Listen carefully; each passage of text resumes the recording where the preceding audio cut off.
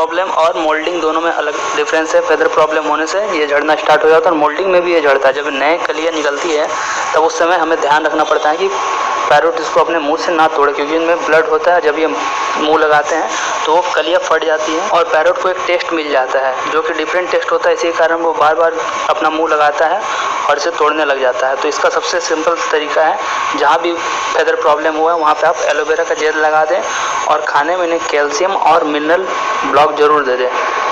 आपको एलोवेरा का जेल लगाना है और मिनरल ब्लॉक और कैल्शियम ब्लॉक देना है और खाने में आपको कुसुम दाना देना है। बहुत से लोग पूछते हैं खाने में क्या देना है, तो सबसे पहले मैंने बता दिया आपको कुसुम दाना आपको 100% देना है और कुसुम दाने के साथ आपको सनफ्लावर सीड भी देना है। ये दाना मैं आपको दिखा रहा हूँ स्क्रीन पे, आप देख सकते हैं।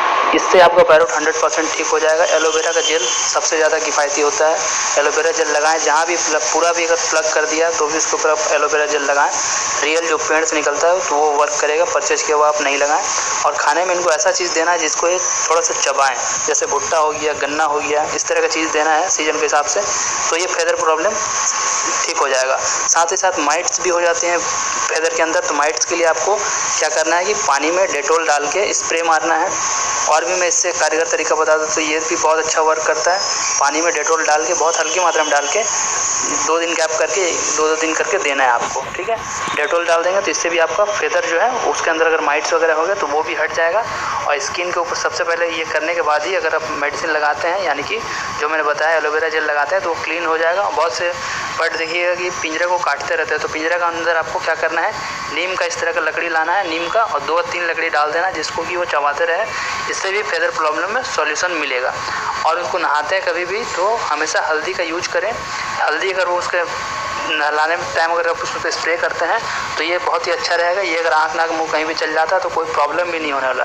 अगर हल्दी आपको नहीं मिलता है तो सबसे अच्छा गर्म पानी करके उसमें आप अगर नीम का पत्ता डाल देते हैं और उसको उबाल लें हल्का, उसको नॉर्मल कर लें, एकदम हल्का, मतलब हल्का गर्म होना चाहिए जिससे कि वो जले ना। उसका भी स्प्रे अगर आप करते हैं तो माइट्स वगैरह पूरा 100% मर जाएगा। और खाने में आपको ये तुलसी ड्रॉप देना है। तुलसी ड्रॉप नहीं मिलता है तो आपको सिंपल तुलसी का पत्ता तोड़ लेना है और उसको खाने के साथ दे देना है, या फिर इसका रस भी आप निकाल के उसके खाने के ऊपर डाल सकते हैं। डॉक्टर रिकमेंडेड भी मैं आपको बता देता हूँ माइट्स मारने के लिए और फिर फेदर प्रॉब्लम होने से ये आप इसको दे सकते हैं। ये मेडिसिन है लेकिन ये बहुत महंगा आता है, इसलिए मैंने एलोवेरा जेल के बारे में बताया। ऑर्थो बात नाम है, इसका भी स्प्रे अगर आप मारते हैं तो 110% इससे सही हो जाएगा आपका बर्ड। इसका प्राइस लेकिन 1500 रुपये है 300 ग्राम का। और कुसुम दाना जो कि मैंने आपको बताया, कुसुम दाना आपको 100% देना ही है फूड में, और सनफ्लावर सीड।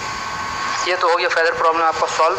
इसमें कभी फिर फेदर प्रॉब्लम नहीं आने वाला। और बर्ड्स को मैं दूसरा बता रहा हूँ कि अगर बर्ड्स को कभी फीवर वगैरह आ जाता है तो इस पेड़ का देखिए, इस पेड़ का जो फूल होता है वो भी आप दे सकते हैं। अगर ये नहीं मिलता है, इसी के रस से बनता है जो मेडिसिन, मैं वो आपको दिखा दे रहा हूँ नाम, आप इसको परचेज करके दे दी। ये फीवर में बहुत ही अच्छा काम करता है। वीडियो को अंत तक देखने के लिए आप सबका धन्यवाद। मिलते हैं नेक्स्ट वीडियो में। और कुसुम दाना और सनफ्लावर सीड का परचेज करने का लिंक नीचे डिस्क्रिप्शन में दिया हुआ है, हमारे द्वारा आप लेना चाहते हैं तो वहाँ से परचेज कर सकते हैं। चैनल पर नया है तो चैनल को जरूर सब्सक्राइब कर लें। धन्यवाद, मिलते हैं नेक्स्ट वीडियो में।